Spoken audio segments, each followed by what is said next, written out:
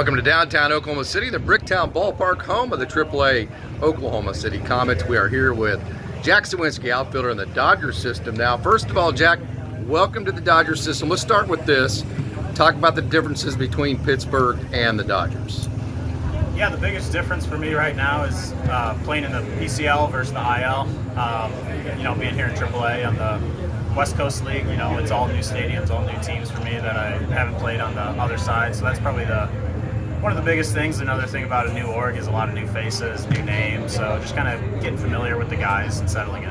Okay, so you're one of only two people ever to hit two balls in the same game into McCovey Cove. You, and do you know who the other one is? Yeah, Barry Bonds. Man, talk about that day. That'd be cool, right? See that smile on your face? Yeah, it's really cool. The game wasn't too close from what I remember. I think we were losing pretty bad. One was off a position player, but they all count the same. So it's cool. It's just one of those things that when you're done playing, you'll be able to say, hey, that was really cool. To share with a guy like Barry Bonds. Obviously, everyone knows what he's done in his career, so it's cool. Okay, let's get nitty gritty. You've had very good power numbers in your career.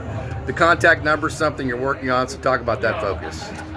Yeah, I think, for my particular game, it's just, my strengths are, obviously hitting the ball really hard and having success in slug. Some of the downfalls might be lower contact rate, things like that. But, I think it's important to just remember what your strengths are. At the same time, you want to chip away at your weaknesses. You don't want to change everything about who you are. You definitely want to make those, be as well-rounded as you can, for sure. So, it takes a lot of work to get to that level, and, it's something that we're working towards every day. You talked about that slug. You hit a lot of home runs at PNC Park. Did you tailor your swing maybe to that park in particular? How does that go on the road? It wasn't exactly tailored for PNC Park. I think, going to the major leagues early in my career, some of the focus was being able to, cover the inside half of the plate and be able to drive those pitches. Because going there was already some power to begin with, just being able to access center field, right center field.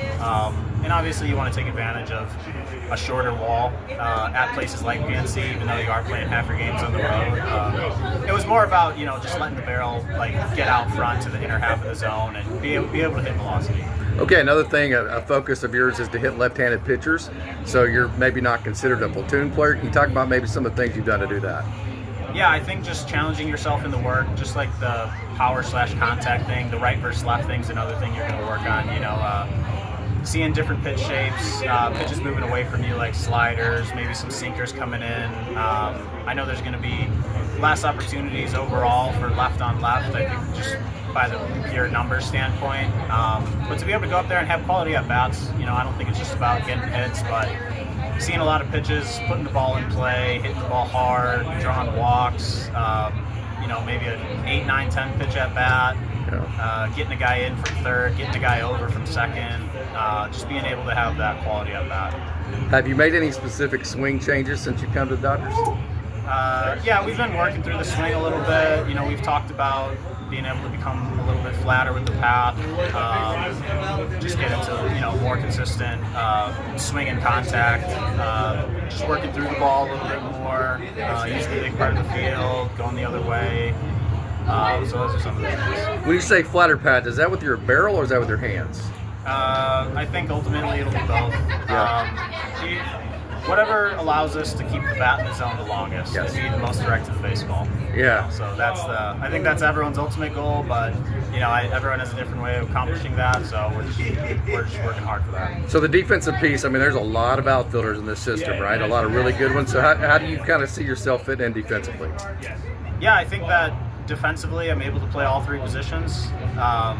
Get good jumps, take good routes, make smart throws. I don't think defense is just about throwing guys out all the time, but stopping a runner from advancing, hitting your cutoffs, making sure the ball gets in as quick as possible. Just because those third base coaches will see you, moving quick to that ball, and it'll make their decision a little bit harder to hold or send. And if they're unsure, they're not going to make an unsure send and make that out at home. So I just try to get to the ball as fast as I can and make as most accurate throw as I can. So you've had the taste of the major leagues. You know what it's like. AAA is not the major leagues, and not in any way, shape, or form. So What are your goals day by day as a AAA guy when you look out? Maybe there's not even as many people here. You don't have the same amount of energy.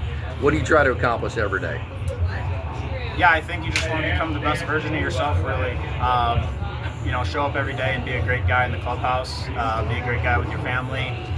You know, work hard, obviously. Like, every day you're going to have to chip away at becoming better, and you're not going to see huge results right away or doing that. So it's like you got to stay consistent to the process, remembering what's important. But I think, you know, being present where your feet are is important. Yeah. You know, I think the opportunities show up at the right time, and you know, if you just stay prepared and do what you need to do every single day, then you know, things will unfold. You've definitely been introduced to the business side of baseball. Can you kind of talk about that, what that's been like to you, for you coming over from the Pirates? Yeah, I mean, the baseball, there's a business side of it. You know, everyone here is living out a childhood dream, and you know, the business part of it is not what we anticipated, but you know, it's just like anything else in life. There are going to be things that you have to do what you want to do, you know, and I know everyone here loves playing the game of baseball, and you know, it's just part of it. You know, I mean, there are tons and tons of guys who have been released, traded, sent down, called up, DFA'd, claimed, put on waivers. You know, I'm not the first, I'm not the last. You know, I don't know, you know, you can never predict the future if it's going to happen again or not, but it's just really not for myself to worry about. You know, I'm not sure how other guys feel about it, but you can't control it, so I try not to, you know, play that role in my mind. I just want to play ball. Last question for me. I like to do this with every interview that I do. Let's take you back to your high school days at Taft High School there in Chicago, Illinois. Your high school coaches, all your teachers. Just take us back to all the people that maybe helped along the way with Jack Suwinski. Yeah, it's definitely one of my favorite parts is to kind of sit back and think about the baseball journey, how it started, where it's gone.